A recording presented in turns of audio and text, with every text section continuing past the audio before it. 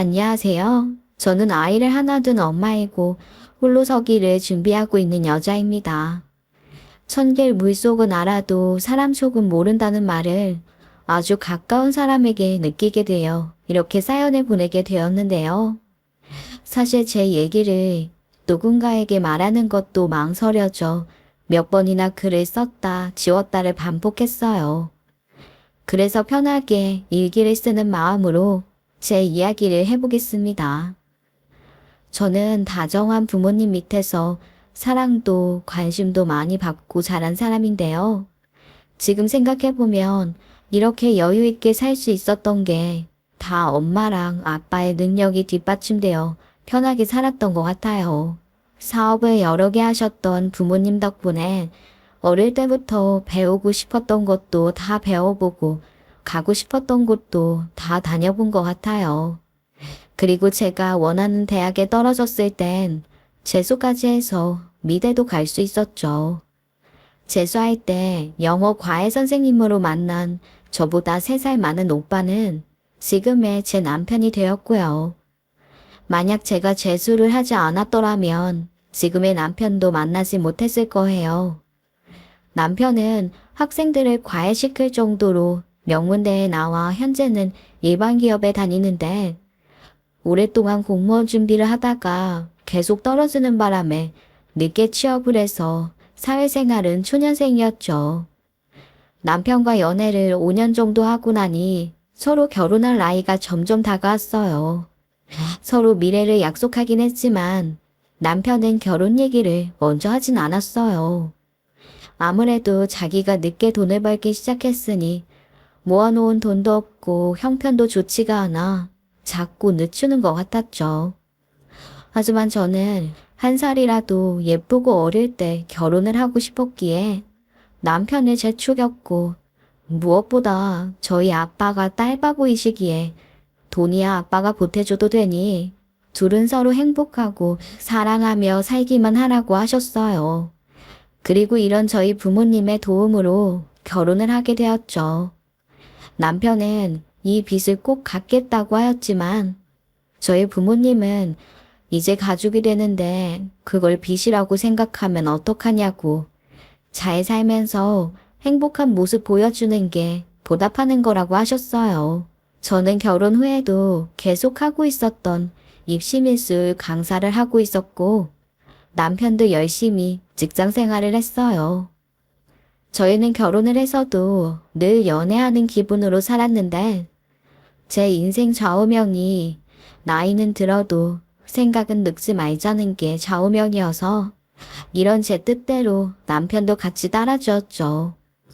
주말에는 꼭 시간을 내서 캠핑을 가거나 가까운 교회로 여행을 가곤 했고 정말 보고 싶은 영화가 개봉을 하면 서로 퇴근하고 와서도 심야 영화를 보러 가기도 했어요. 저희는 서로 24시간 붙어 있어도 심심할 겨를이 없었고 애기 생각도 크게 없었어요. 지금 당장 우리 2시간이 너무 소중하고 행복했기에 이런 시간을 조금만 더 누리고 싶었거든요. 아무래도 애기가 태어나면 애기한테 모든 신경을 써야 되니까 저희 둘만의 시간이 없어지긴 하잖아요. 그래서 조금만 더 있다가 애기 계획을 세우자고 했어요. 그러던 어느 날 시어머니가 울상인 얼굴을 하고 저희 집에 찾아오셨어요. 시어머니에겐 늘 저희 남편이 최고고 본인 인생에서 제일 든든한 사람이기에 그날도 남편에게 도움을 청하려고 오신 거였죠. 항상 무슨 일이 생기면 시모는 남편부터 찾는데 그래서인지 결혼 전에도 세아다, 너도 잘 알겠지만 우리 지명이가 명문대 나오고 수석으로 입학하고 수석으로 졸업까지 한 수재잖냐. 그래서 내가 우리 집에서 지명이를 제일 많이 의지하고 제일 많이 찾는다. 그러니까 결혼해서도 내가 지명이한테 의지하고 무슨 일 생기면 찾고 하는 건 네가 이해 좀 해줬으면 좋겠다. 너는 이해심이 많으니까 충분히 이해해줄 거라 믿는다. 이런 식으로 먼저 당부를 해놓으셨기에 저도 그 부분은 알겠다고 했죠. 근데 그날은 평상시와는 좀 다른 분위기였어요. 제가 학원에서 퇴근을 하면 11시 정도에 집에 들어오는데 그때까지도 시어머니는 저희 집에 계셨거든요. 어머님, 이 시간까지 저 기다리고 계셨어요? 아, 무슨 일 있으세요? 표정이 별로 안 좋아 보이세요. 내가 창피해서 아주 지금 네 시아버지한테 나랑 지영이 같이 쫓겨났다. 지영이도 이따가 술 마시고 여기로 온다고 했어. 아, 유진아, 미안한데 당분간만 니네 집에서 신세 좀 지면 안 되겠니? 아, 네? 아니요, 어머님, 대체 무슨 일이 있으신데 그러신 거예요? 그러자 남편이 꺼질 듯 한숨을 내쉬며 떨리는 목소리로 우리 집 지금 큰일 났어. 엄마랑 지영이가 사고를 쳤는데 아니 둘이 겁도 없이 기획부동산에 들어가서 무슨 펀드식으로 투자를 했다가 그걸 다 날렸대. 거기에 집 담보로 돈까지 빌려서 지금 압류 들어오고 난리가 났대. 아버지도 그거 아시고 엄마랑 지영이 쫓아낸 거고. 이제 우리 집 어떡해? 그 18평짜리 빌라 하나 있는 게 전부인데 이제 어떡해? 시어머니는 그런 남편에게 미안하다며 울고 계셨고 저는 그 소리에 눈앞이 캄캄했어요. 시댁이 저렇게 되어버리면 그 몫은 고스란히 저희에게 돌아올 게 불보듯 뻔했거든요. 그날 저랑 남편은 밤새도록 한숨도 못 잤고 그렇다고 딱히 어찌할 도리도 방안도 생각이 안 났어요. 그리고 새벽에 들어온 아가씨는 완전히 고주망태가 돼 울고 불고 토하고 난리를 쳤는데 이런 일이 있을수록 정신을 더 바짝 차리고 방법을 구안해야지 저렇게 술을 마신다고 해결이 되나 싶었죠. 가뜩이나 아가씨는 그때 취직도 못해서 알바하면서 취직 준비를 하고 있었는데 까마득했어요. 역시나 그 길로 시어머니와 아가씨는 그대로 저희 집에 눌러 앉았는데 시아버지는 차마 저희 집에 있을 수가 없다며 고향 친구 중에 배 타는 친구한테 가서 일을 할 거라고 하셨어요. 하지만 시어머니랑 아가씨는 그날 이후 아무것도 하지 않고 맨종일 집에만 있었어요. 저도 처음엔 사기당한 충격이 크니 그럴 법도 하겠다. 기다려줘야겠다 싶었는데 3달이 지나도 그 둘은 돈을 벌 생각도 하지 않고 집에서 나갈 생각도 하지 않았어요. 남편에게 이야기해서 아가씨한테 뭐라도 하라고 좀 얘기를 하라고 했지만 맨날 말은 일자리 알아본다고 했는데 나중엔 또다시 말이 바뀌면서 이젠 사기를 당할까봐 무서워서 아무것도 못한다고 하더라고요. 사실 저는 이런 시모와 아가씨가 이해는 안 갔어요. 물론 저도 어렸을 땐 부모님 덕분에 경제적으로 도움을 많이 받아서 해보고 싶은 건 다 하면서 살았지만 성인이 되고부터 결혼할 때 신혼집 받은 거 빼곤 한 번도 친정 부모님에게 손을 벌려본 적이 없었거든요. 그래서 밤 11시, 12시까지 입시학원에서 일하며 돈을 벌어왔고요. 저희 아빠도 그런 부분은 굉장히 철저하셨기에 경제적으로 독립하는 법을 많이 알려주셨어요. 이렇게 살아온 탓일까요? 솔직히 시모와 아가씨가 이해가 안 됐죠. 근데 문제는 이런 시댁 일을 저희 친정은 알지 못했어요. 저도 시댁 식구들이 이렇게까지 오랫동안 지내치고 있을 줄은 몰랐고 남편도 이 일을 저희 부모님에게 알리는 건 꺼려했거든요. 아무래도 좋은 모습은 아니었고 남편도 저랑 결혼하면서 아빠한테 도움을 받은 부분에 대해 상당히 눈치를 보고 있어서 더 이야기를 하지 않으려고 했어요. 근데 제가 3달 동안 살이 8kg나 빠지면서 저희 부모님은 저한테 무슨 일이 생긴지 바로 눈치를 채셨죠. 엄마가 저를 붙잡고 대체 무슨 일이 있는 거냐며 이것저것 물어보셨는데 마지막엔 남편이 바람이라도 피는 거냐고 하시길래 더 이상의 오해가 없게 사실대로 시댁 이야기를 할 수밖에 없었어요. 그래서 지금 시어머니랑 아가씨가 우리 집에 있어. 시어머니 말로는 곧 나갈 거라고 하시는데 언제 나갈지도 모르겠고 이제는 용돈까지 달라고 하시는데 나도 진짜 이걸 어떻게 해야 될지 모르겠어. 신랑은 내 눈치만 보고 그런 일이 있었단 말이야? 그럼 엄마한테라도 얘기를 했었어야지. 이렇게 삐쩍 말라 뼈밖에 안 남을 정도로 혼자 마음고생을 하고 있었으니 엄마가 오서방 좀 만나봐야겠다. 결국엔 남편과 함께 친정부모님께 현 상황에 대해 이야기를 했는데 남편도 저희 부모님 얼굴을 못 보고 땅만 쳐다본 채 죄송하다고 하더라고요. 그걸 보는 제 마음도 너무 안 좋았어요. 솔직히 남편은 아무 죄도 없는데 시무랑 신우 때문에 이러는 거잖아요. 그러니 아빠가 저희에게 한 가지 제안을 하시기 시작했어요. 나도 내 딸이 마음고생하는 거 정말 가슴이 아프네. 그리고 자네한테도 뭐라고 할 수 없는 게 안사돈이랑 사돈 처녀가 이런 일을 벌인 거지 자네가 한 것도 아니지 않나. 그래서 말인데 우리 법인 회사에서 하는 셀프 세차장이 4개가 있는데 지금 그 사업을 다 정리하고 팔려고 할 참이었거든. 근데 지금 자네 부모님께서 그렇게 어렵게 되셨으니 그중 사업체 1개를 사돈한테 드리려고 하는데 운영을 한번 해보시겠냐고 여쭤볼 텐가? 목도 제일 좋고 한 달 매출도 제일 좋은 곳이네. 생각지도 못한 아빠의 제안에 저랑 남편은 서로 놀라 눈까지 휘둥그레졌고 남편은 안절부절하기 시작했죠.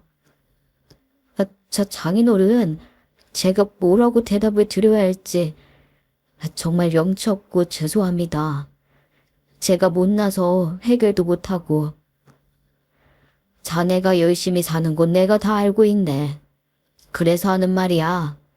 유진이도 힘들겠지만 자네는 오죽 힘들겠나. 아빠의 그 말에 남편은 지금까지 참아온 눈물을 쏟고 말았는데 제 앞에서도 우는 모습을 보이지 않았던 남편이 그렇게 세상 끝나갈 듯이 우는데 안쓰럽더라고요. 남편은 본인 부모님한테는 여쭤볼 것도 없이 장인어른께서 그런 편의를 봐주신다면 무조건 당연히 해야 되는 거라고 했어요. 대신 아빠는 조건을 걸었는데 첫 번째가 시모랑 아가씨한테 월세집이라도 구해 나가서 사시라고 말씀을 드리는 거였고 두 번째는 일단은 세차장을 아빠 명의로 했다가 5년이 지나고부턴 시아버지한테 명의 이전을 할 거라고 했어요. 아마 아빠가 이렇게 말을 해야 저희 시댁 식구들도 부담을 안 가질 것 같아 하시는 말씀 같았죠. 그렇게 저희 두 집안은 서로 계약을 하게 되었고 시부모님은 저희 부모님에게 생명의 은인이라는 말씀까지 하시며 정말 열심히 해보겠다고 감사하다고 하였어요. 저희 부모님도 가족끼리 힘들고 어려울 땐 서로 돕고 살아야 되는 거라며 사업 번창하시기 기원하겠다고 하셨죠. 저는 부모님께 너무 감사하고 죄송하다고 하며 결혼해서 잘 사는 모습 보여준다고 했는데 벌써 그게 깨진 것 같아 면목이 없다고 하였어요. 그러니 저희 부모님은 제가 힘든 게 더 가슴이 아프다며 내 딸 고생 안 시키고 싶어서 우리가 도와줄 수 있는 건 다 도와주는 거라고 하셨죠. 그게 부모 마음이라면서요. 그리고 시댁 식구들한테도 늘 당당하게 제 권리를 찾고 기죽지 말라고 하셨죠. 이런 부모님이 있어 얼마나 든든한지 정말 친정 식구들 없으면 어찌 사나 싶었네요. 아빠가 그 일을 해결해주고 난 뒤 시어머니와 시누는 당장 집을 얻어 나갔는데 보증금 1,000만 원에 월세 50만 원짜리 지하 투룸으로 이사를 가서 거기서 시아버지랑 셋이 살게 되었어요. 그리고 남편도 원래 저한테 잘했지만 그 후로 더 잘해주었고, 시댁 식구들도 저한테 잘해주었죠. 시아버지는 곧바로 세차장 운영과 경영을 배우셨고, 시어머니와 시누도 알바생들 대신 본인들이 직접 일을 한다며 세차장 일을 배웠어요. 인건비라도 아낀다고요. 솔직히 저는 둘 다 아무것도 하지 않을 줄 알았는데 열심히 하려고 하는 걸 보니 다행이란 생각이 들었어요. 셀프 세차장이긴 해도 계속 청소하며 다음 차가 깨끗하게 쓸 수 있도록 자리 뒷정리를 해줘야 됐거든요. 게다가 거기가 24시간으로 운영하는 곳이고 목이 좋은 곳이라 손님들이 늘 많긴 했어요. 그러니 밤 11시에 퇴근을 한다고 해도 다음날 8시엔 출근해서 밤새 어지럽혀진 곳을 다 치워야 했죠. 신우도 매일같이 아침에 출근한 사진을 찍어 저와 남편에게 보내곤 했고, 아빠가 이렇게 도움해주니 시댁 식구들 모두가 안정적으로 생활을 하게 돼 정말 감사했어요. 그리고 엄마 말대로 기도 살았고요. 그렇게 시댁 일이 대충 해결이 되니 저희 엄마랑 아빠는 잠깐 따로 떨어져 사시게 되셨는데, 엄마도 평생을 사업을 하셨기에 이번에는 외국에 가서 한식 사업을 해보신다고 하였어요. 그래서 호주로 이민 간 외삼촌한테 가서 그곳 답사 좀 하고 몇 달간 머물면서 있을 거라고 하셨죠. 아빠는 한국에 남아 계속 하시던 일을 하셨고요. 저희 집은 분위기 자체가 늘 이렇게 도전하는 걸 두려워하지 않았어요. 나이가 들었다고 해서 뭘 망설이거나 머뭇거리질 않았는데, 일단 해보고 안 되면 말고 하는 도전의식이 늘 깔려 있었죠. 하지만 시댁 식구들은 아니었어요. 이렇게까지 아버지가 사업장을 내주었는데 몇 달 지나니 언제 그랬냐는 듯 제대로 일을 하지 않았어요. 거기 세차장이 저희가 사는 데랑은 거리가 좀 있어서 가보거나 지나가는 길에 들리거나 할 수가 없었기에 몰랐는데, 인터넷에 올라온 후기랑 리뷰를 통해 제대로 관리가 안 되고 있다는 걸 바로 알게 되었죠. 게다가 신우는 맨날 저한테 최근 사진을 보내서 저는 열심히 하는 줄만 알고 있었거든요. 근데 인터넷 후기를 보니까 불친절하다는 내용이 거의 전부였어요. 사장이 바뀐 게 티가 난다며 옛날에는 서비스도 좋고 친절해서 여기 아니면 안 왔는데 요즘엔 청소도 제대로 안 되어 있고 한자리에 오래 있으면 글쎄 빨리 나가라고 눈치까지 준다고 하는 겁니다. 사실 이런 글이 한두 개면 경쟁 세차장에서 일부러 이렇게 쓴 거일 수도 있겠다 싶은데, 문제는 이런 글이 한두 개가 아니었어요. 그리고 이런 문제가 많아지면 많아질수록 분명히 아빠 귀에도 들어갈 것 같아 남편에게 이야기를 했죠. 아무래도 내가 말하는 것보단 남편이 시부모님에게 말하는 게 나을 것 같아서요. 그러니 인터넷 리뷰를 본 남편도 씩씩대면서 화를 냈어요. 아, 이건 뭐 작심삼일도 아니고, 정말 우리 식구들은 왜 이러는 거야? 장인어른께서 그렇게까지 편의를 봐주셨는데 그걸 알면은 목숨을 걸고 해야지. 내가 진짜 자기 볼 면목이 없다, 면목이. 미안해. 내가 당장 가서 아버지랑 엄마랑 지영이한테 이야기할게. 일단 남편은 이야기를 하겠다고 했으니 맡기기로 하고 저는 빠져 있었는데, 며칠이 지났는데도 남편은 얘기할 생각을 안 하는 것 같더라고요. 그래서 그냥 제가 총대 메고 이야기를 해야겠다 싶었는데, 그 실상을 제 눈으로 보고 나서 정확히 뭐가 문제인지 얘기를 해줘야겠다 싶어 다음날 남편 출근시키고 혼자 세차장에 찾아갔어요. 몇 달 만에 가게 된 세차장은 그야말로 엉망진창의 모습이었는데, 여기가 몇 달 전에 봤던 그곳이 맞나 싶을 정도로 관리가 하나도 안 되어 있었어요. 역시나 세차장엔 시댁 식구들 모습이 하나도 안 보였는데, 사무실에 가보니 어린 알바생이 앉아 있었고, 청소랑 관리는 외국인 노동자가 하고 있었어요. 설마 인건비를 아끼려고 이렇게 하셨나 싶었는데 나와서 일은 하기 싫으면서 인건비는 또 아끼고 싶어하는 모습이 심하게까지 느껴지더라고요. 알바생에게 물어보니 이미 사장님 가족이 안 나온 지는 한두 달 정도 되었다고 하더라고요. 이 실상을 알게 된 이상 저도 가만히 있을 수가 없어 아무 연락도 없이 시댁에 찾아갔어요. 시댁에 가니 시어머니는 TV를 보고 계셨고 시누는 방에서 게임을 하고 있더라고요. 시아버지는 어딜 나가셨는지 보이지 않았는데 시어머니가 아무 연락도 없이 온 저를 보곤 깜짝 놀라 말까지 더듬으시더라고요. 내가 오늘 몸이 좀 안 좋아서 세차장에는 못 나갔어. 추운 데서 하루 종일 일을 하다 보니까 몸살이 온 것 같아. 그리고 지영이 얘는 난 건강해준다고 있는 거고. 대신 네 시아버지가 나가서 관리하고 있어. 근데 갑자기 무슨 일이니? 어머님, 저 사실 지금 세차장 갔다 오는 길인데 아버님은 안 계셨고 거기 알바생이 그러길 아버님, 어머님 그리고 아가씨까지 안 나오신 지 벌써 두어 달 됐다고 하더라고요. 아가씨는 매일 아침마다 저한테 출근 사진 보냈잖아요. 근데 그거 다 거짓말인 거였어요? 제 말에 둘은 아무런 대답도 없이 고개만 숙이고 있는데 저는 이런 시어머니와 아가씨에게 사업 이렇게 하시면 망하는 건 한순간이라고 했어요. 그리고 사장이 관리를 해야지 쉽게 얻은 거라고 너무 대충 하시는 거 아니냐며 운영 정말 잘하셔야 된다고 단단히 말씀을 드렸어요. 그리고 나중에 저희 아빠가 이 사실을 알면 얼마나 걱정을 하시겠냐고 했죠.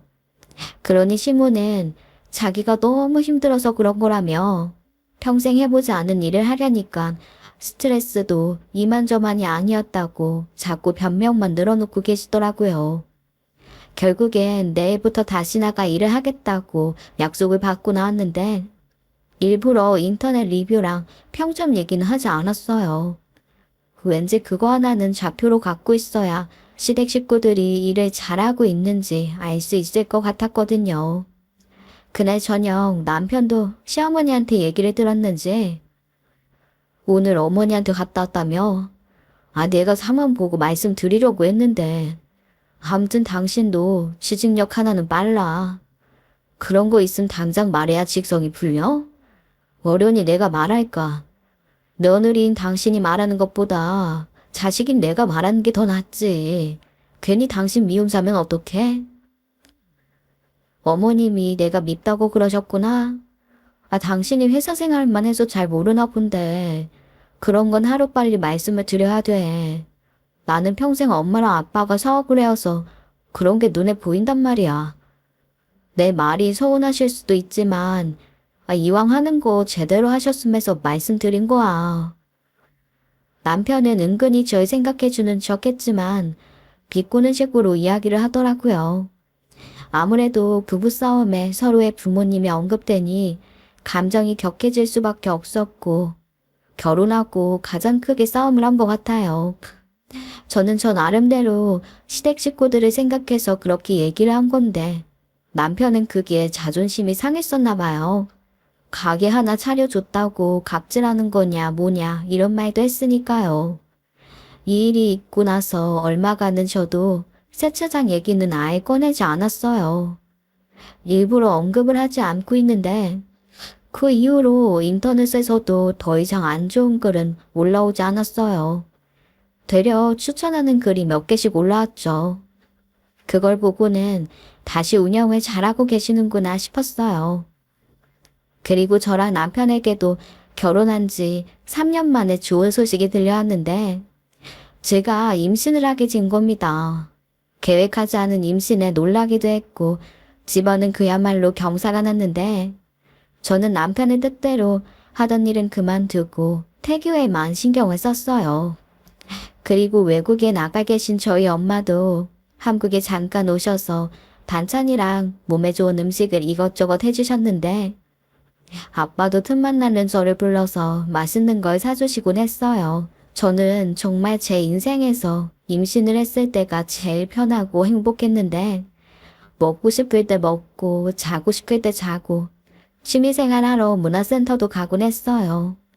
저희 엄마도 늘 제게 엄마가 행복해야 뱃속의 아기가 행복한 거라며 아무 스트레스 받지 말고 편하게 있으라고 하셨는데 이런 엄마의 말이 무색하게 제가 임신 막달이 되었을 때 생각지도 못한 일로 저희 친정이 그야말로 풍비박산 나게 되었어요. 엄마가 호주에서 투자한 한식 사업이 고꾸라지면서 빚더미에 앉게 되어버린 겁니다. 그래서 아빠가 그 돈을 다 갚아주면서 집이 휘청하게 되었고 동생이 모아둔 돈까지 부모님에게 다 드려야 되는 상황이 오게 되었어요. 거기에 각자 묶여있는 부동산이 몇 개 있어서 아빠랑 엄마는 차라리 이혼하는 게 서로에게 더 나을 것 같다고 판단을 해 합의 이혼까지 하시게 되었는데 저는 이런 일이 있는 줄도 모르고 있다가 시댁에서 이 이야기를 듣게 되었어요. 저도 모르는 이야기를 시어머니가 하시더라고요. 알고 보니 저희 부모님이 제가 임신 중에 있으니 이 사실을 저 모르게 남편에게만 알린 거였더라고요. 제가 아이를 낳으러 갈 때 아마 가지 못할 것 같다고 대신 저를 잘 보살펴 주라고 하셨다는데 그 얘기를 듣자마자 부모님에게 연락을 했는데 두 분 다 연락이 안 되셨고 저희 동생도 엄마 일 때문에 호주에 가 있는 상황이라고 했어요.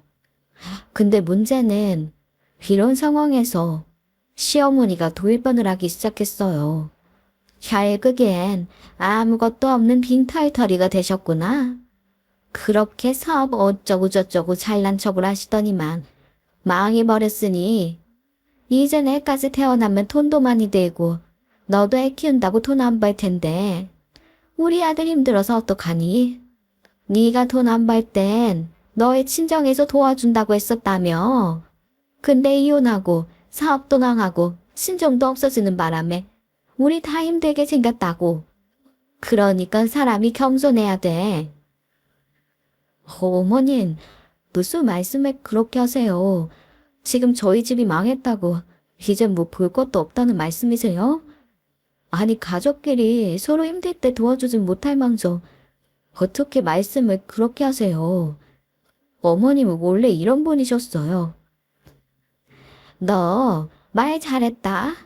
내가 그동안 참아온 거지. 이런 생각은 늘 하고 있었어. 그리고 말하고 싶어도 꾸역꾸역 참아온 거야. 이젠 너도 아무것도 없으니까 나대지 마.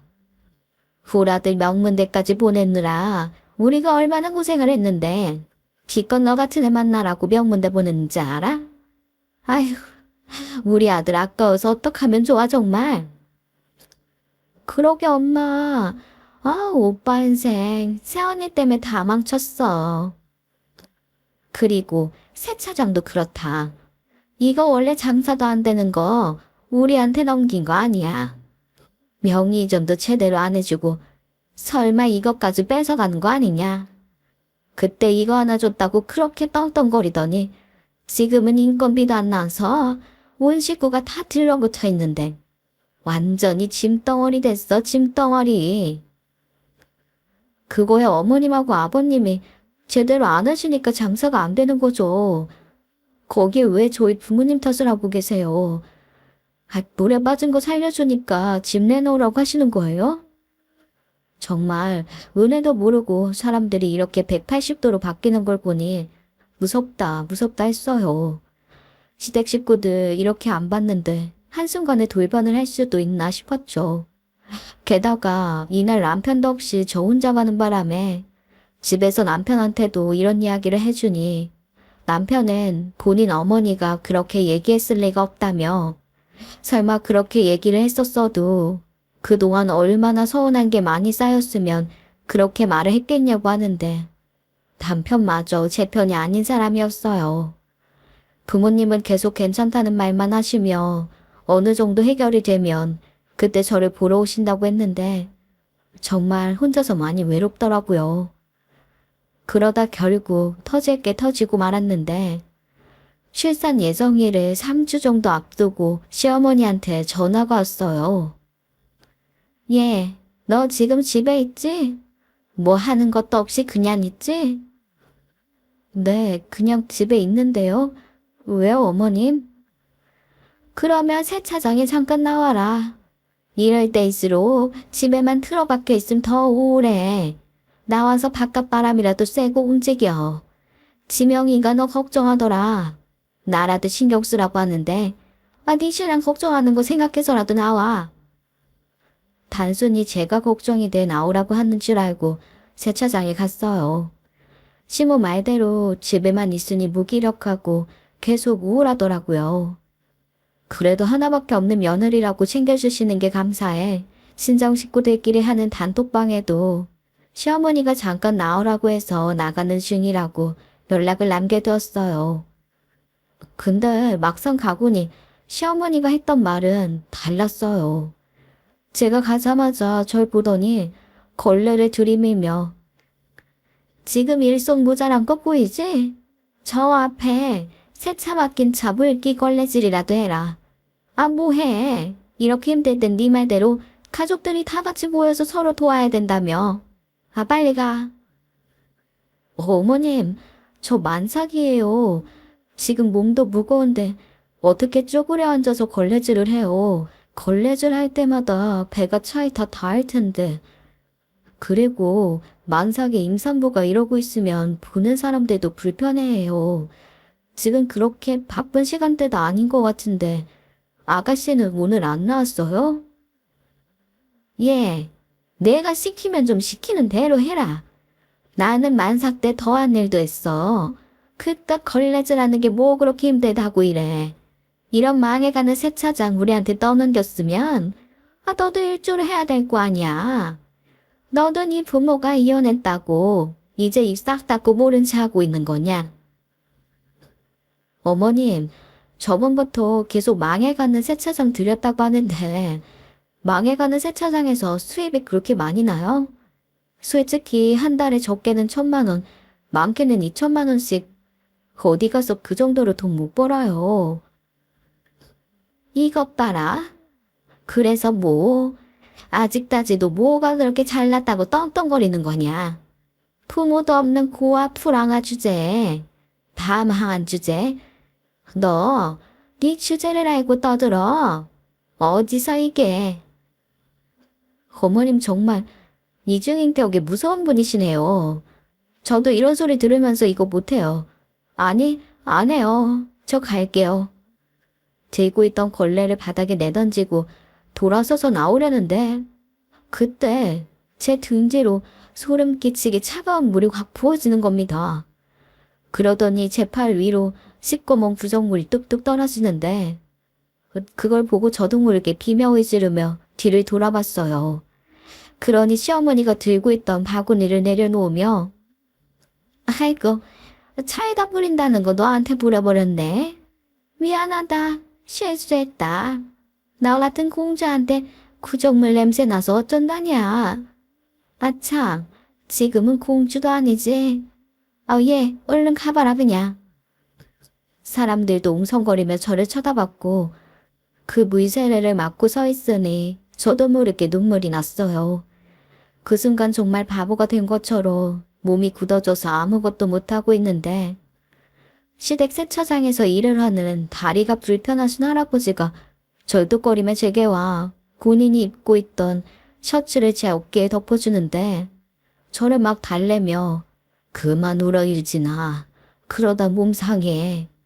하며 제 이름을 부르는데 저는 너무 놀라 번거진 모자를 쓴 그 할아버지를 밑으로 보며 빤히 쳐다보았어요.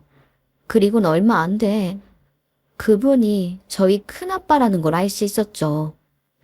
수염과 머리가 덥수룩하고 다리도 절뚝거리고 얼굴도 많이 탔지만 금방 큰아빠라는 건 알 수 있었어요. 저는 큰아빠를 보자마자 너무 놀라서 어떻게 여기 계시는 거냐고 뭐하고 계시는 거냐고 물으니 아빠의 부탁으로 여태까지 시댁 세차장에서 일을 하고 계셨다는 겁니다.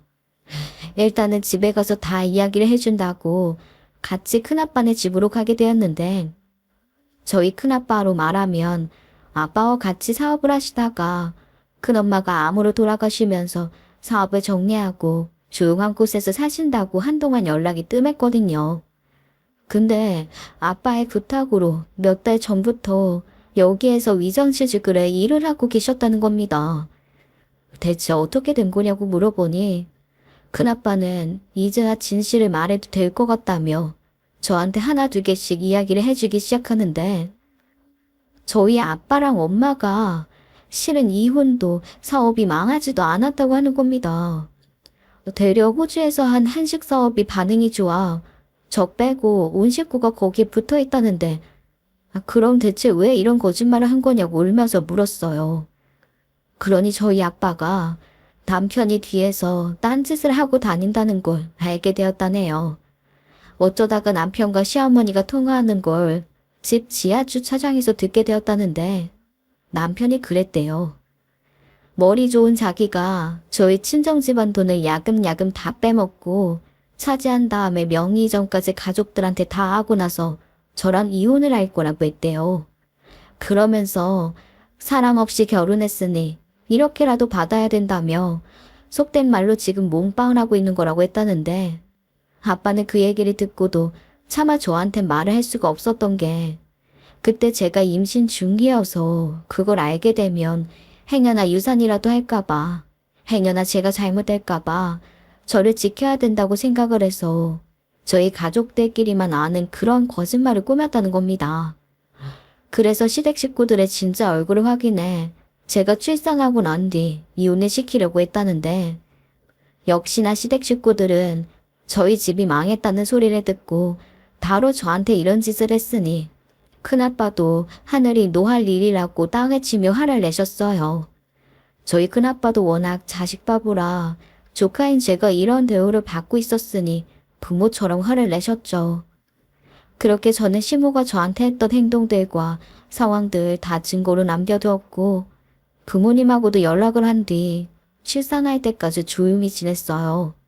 그리고 출산하는 날 저희 부모님이 병원에 와서 그동안 있었던 일들, 그동안 했던 거짓말들 다 진실이 아니라는 걸 알리고 나니 시부모와 남편은 어딜 한 대 얻어맞은 양 그 자리에서 무릎 꿇고 잘못했다며 병원이 떠나려고 할 듯이 울고 불고 했는데 저희 부모님은 그런 시모와 남편 놈 쳐다도 안 받고 시끄럽게 하면 당장 경찰 부를 테니 나가라고 하셨어요. 그리고 병원이랑 저희 집도 찾아오지 말라고 하였죠. 계속 찾아오고 그러면 접근 금지 신청할 거라고요. 어차피 집도 저희 부모님이 해주신 거니까 남편 놈한테도 나가라고 했어요. 그날 이후로 시부모님과 남편 놈은 병원 안은 못 들어오고 밖에서 저 태어날 때까지 하루도 안 빼먹고 와 있었고 저희 애 얼굴도 못 보고 집에까지 와서 한 번만 살려달라고 빌고 난리를 쳤어요. 매일같이 연락 오는 건 기본이었고 시모는 미역국까지 갖다 놔 이거 먹으라고 하는데 저는 그 미역국 보고 당신한테 안 붙는 걸 다행으로 여기라며 갖다 버렸어요. 거기 뭘 탔을지 제가 어찌 알아요. 그렇게 시댁 식구들은 제가 몸조리 끝날 때까지 매일같이 와서 사정했지만 저는 몸을 회복하자마자 뒤도 안 돌아보고 바로 남편놈에게 이혼소장을 보냈어요. 그리고 저희 아빠는 5년 동안 공짜로 빌려주었던 새 차장도 그만 나가라고 내줬고 아예 다른 사람한테 팔아버렸어요. 그러니 시댁 식구들 마른 하늘의 날벼락처럼 갑자기 거짓골이 된 거죠. 그래도 새 차장에서 한 달에 1,000만 원에서 2,000만 원 정도는 나왔는데 한순간에 그 돈이 날아갔으니 자기들 입장에선 얼마나 허무하겠어요. 저는 되려 벌 받았다 생각하고 있어요. 그렇게 남편놈과 이혼소송을 해 7개월 만에 갈라서게 되었는데 양육권은 제가 가지고 왔고 재산 분할은 둘 다 모아둔 게 없었지만 아빠가 해준 집 때문에 제가 조금 불리하게 6밖에 못 가지고 왔어요. 하지만 시모가 저한테 했던 짓으로 손해배상 청구해서 위자료까지 싹싹 다 가지고 왔네요. 무엇보다 그 집안 사람들 제대로 망하게 되어 저는 그걸로 만족하고 있어요. 그리고 제일 중요한 저희 아들이 제게 남았기에 그거 하나만으로도 충분하다 생각하고 있죠. 비록 5년째 혼자 아이를 키우고 있지만 아이 낳은 건 단 한 번도 후회해 본 적이 없어요. 천사 같은 아들을 보고 있으면 그날 하루 피로가 싹 풀리는데 아들 낳은 게 너무 잘한 일이라 생각이 들어요. 그리고 저는 여전히 입시 미술 강사로 아이들 가르치고 있는데요. 빨리 돈 모아서 미술학원 하나 차리는 게 제 목표가 되었어요. 제 변변찮은 이혼 이야기 들어주셔서 감사하고요. 다들 저처럼 사람 잘못 만나시지 마시고 좋은 사람 만나셔서 행복한 가정생활을 꾸리셨으면 좋겠습니다. 요즘같이 덥고 지칠 때일수록 건강 잘 챙기시며 늘 행복만 가득하시길 바라겠습니다. 지금까지 커피앤톡이었습니다. 오늘도 끝까지 함께 해주셔서 감사하고요. 저는 다음 영상으로 또 찾아뵙겠습니다.